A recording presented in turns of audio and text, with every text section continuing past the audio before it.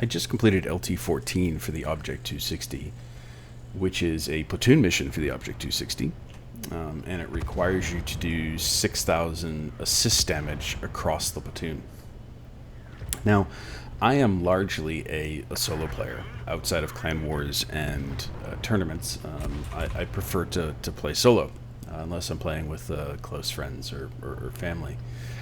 And so when it comes to these platoon missions, I like to start off doing them solo and not build pre-made teams if I can avoid it. And I think it also shows that anyone can get these missions done.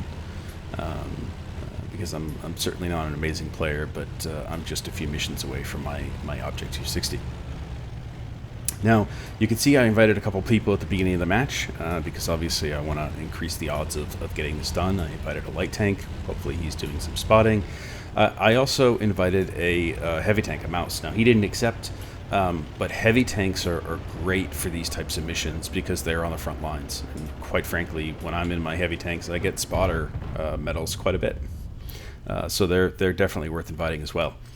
Now, this is Prokhorovka. This is the best map in the game for doing passive scouting, without a doubt, and by a huge margin.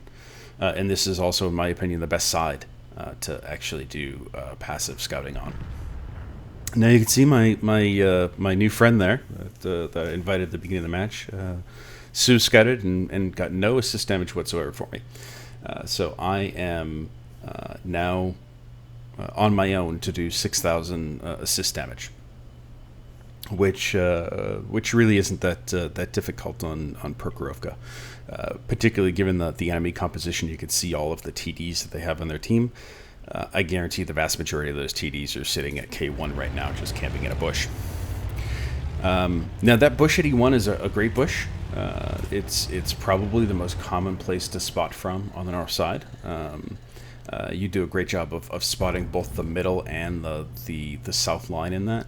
The problem with that bush in my mind is that if I am on the enemy team, and you can see the location of the T-44, if I was at T-44 and I was lit, I would know exactly where that scout was. I would pre-aim that E1 bush and I would just start blind firing. I've done that before and I've had it done to me before. As a scout, you just need to sit there and pretend that you're not getting shot at. You certainly don't want to panic and try to run because you will likely die. So I've moved up, one, to get out of that bush, and two, because it looks like their scouts are actually in the middle, which means that there's no scout sitting at G1 or even the bush that I'm in right now to counter and spot me. So I've taken a little more aggressive position here and a little safer from blind shots from the mid. Now, these passive scouting missions are all about patience. I know that they're really, really hard and, quite frankly, really, really boring. But it's all about patience. You can certainly take a much more active role, particularly for a mission like this where it's assist damage, so you don't need to do scouting. You can actually track tanks and hope your team does damage to them.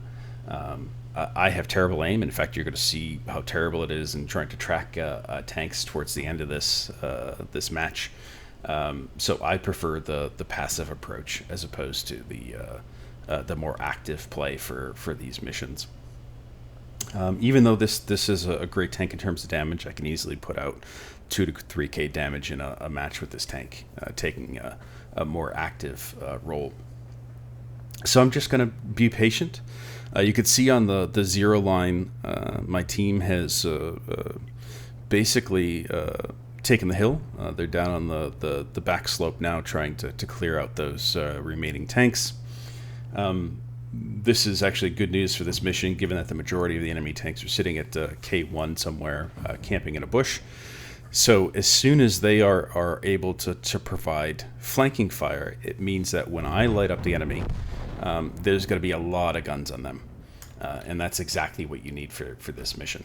So despite the fact that we have a clear advantage, a good chunk of the enemy team is dead, there's 4.5 minutes of this match gone, and I only have 8,000 assist damage or 800 assist damage at this point, I'm actually not worried. So again, this E1 or E3 gets lit up, and I'm trying to get my team to fire at him, which is, one of the challenges of being a scout is actually getting your team to fire what you light. But that's what makes these missions so difficult. Is they're very map dependent.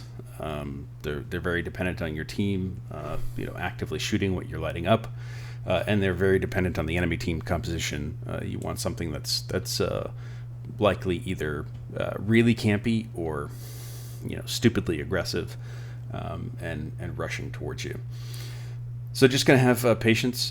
Clearly, I want to shoot at these things to do some damage and help my team, but for passive scouting, you just have to resist the urge to pull the trigger. Now you can see here, damage just spikes, right?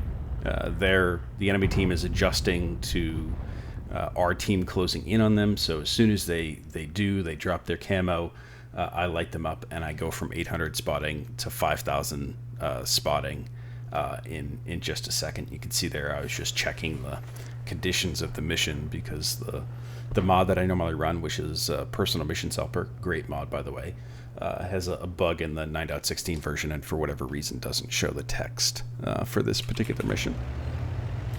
Now at this point, since I'm so close, and I know that the enemy team is back in that little dip there, and I know that I have a little bit of cover using this hill on the right side, I'm just gonna push up and try to spot. And there I light the majority of the enemy team.